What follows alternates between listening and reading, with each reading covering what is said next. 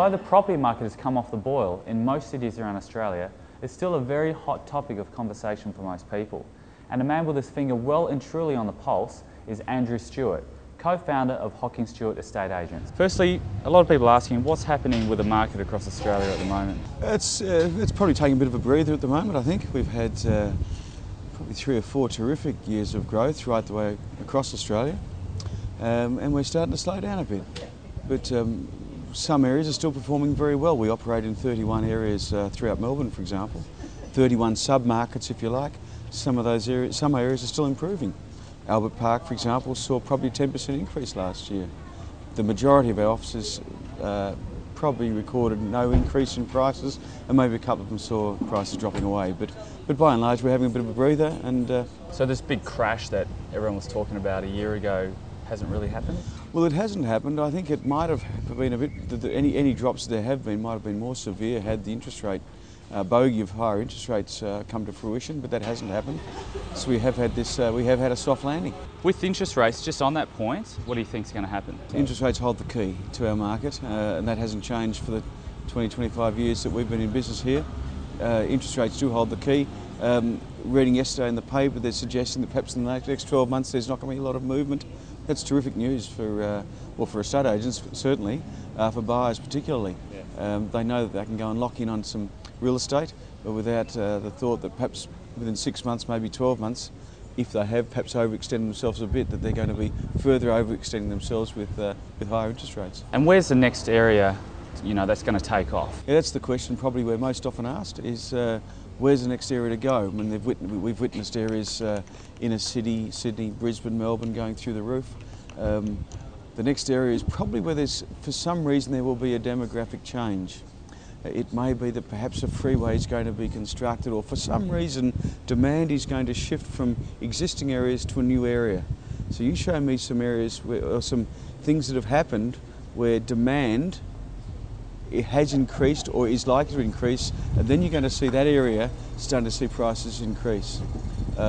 Because in most of these areas we're talking about almost a fixed supply. Sure, you can have new homes, but by and large it's pretty well a fixed supply. Demand is the reason why. Yep.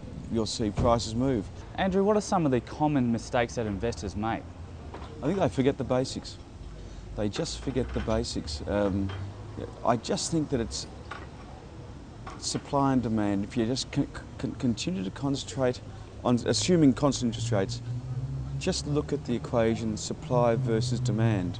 If you stick to that, you're normally pretty right. For example, to go and buy a house and land package 30 miles out of Melbourne or out of Sydney or out of Brisbane, where there historically has not been high demand, and to expect that the equation is going to change such that prices are going to rise in that area, crazy. Some of these areas, I agree, I admit, do achieve high rentals. They might get a very good yield, and yields are very important, but probably what underlines all real estate investment is capital appreciation. Is if you don't follow the basics, you're going to fall in a trap.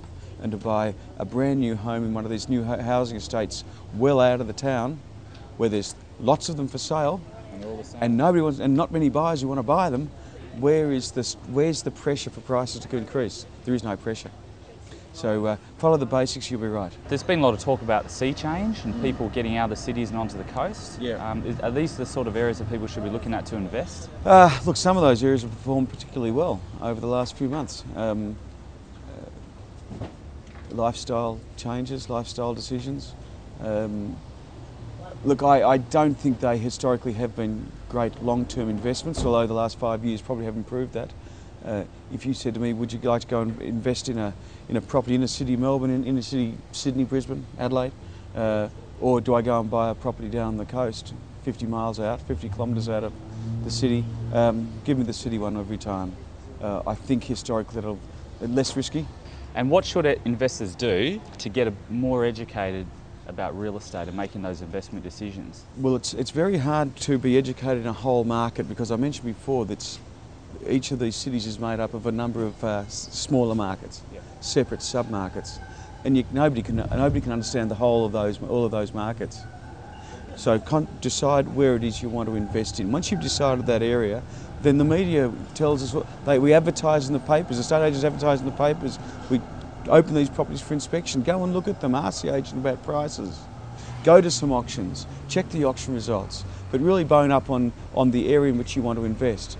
Because once you've got the knowledge, then you will then feel far more comfortable going out yourself and buying something, feeling very comfortable with your purchase. Because if you don't feel comfortable with your purchase, you're going to get lost in the rush. You're going to find everybody else will be buying properties, those that are educated. If you're not educated, you'll be hesitant. And in aggressive marketplaces, it's not a place to be hesitant. You've got to know your stuff, but it's easy enough to get the information, so knowledge is king. So the bottom line is just do your due diligence. Due diligence, yeah. Become knowledgeable about the areas in which you want to invest, and don't take risks.